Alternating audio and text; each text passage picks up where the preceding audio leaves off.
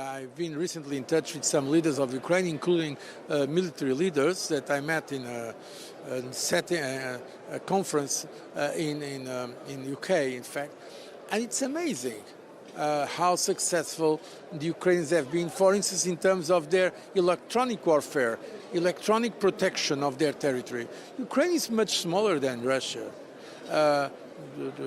President Putin thought that he could take Kiev in less than 2 weeks. He said it to me once. When I was president of the Commission, I was after the invasion of Crimea.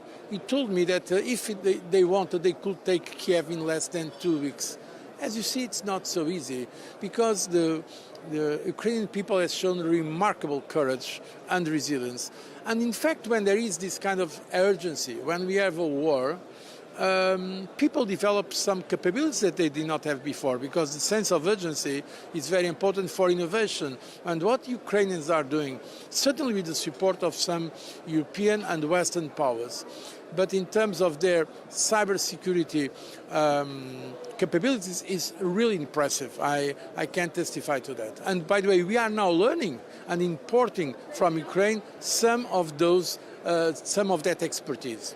But beyond Europe, you've been advocating the international cooperation in cybersecurity. Do you think that the international cooperation is generally possible, taking into consideration the fragmentation on the international area? Honestly speaking, it's more difficult now because we have a fragmented world. Unfortunately, I'm a multilateralist. I will be in favor of cooperation globally. Sincere cooperation. What happens today is that cybersecurity is linked to some developments in technology. And many of these technologies are dual-use technologies. They are great technologies for civilian purposes, for instance, for health. That's amazing, the progress we can achieve thanks to AI. But at the same time, they are weapons, they are technologies that can be used for war. And that's why full-scale, sincere cooperation globally is difficult.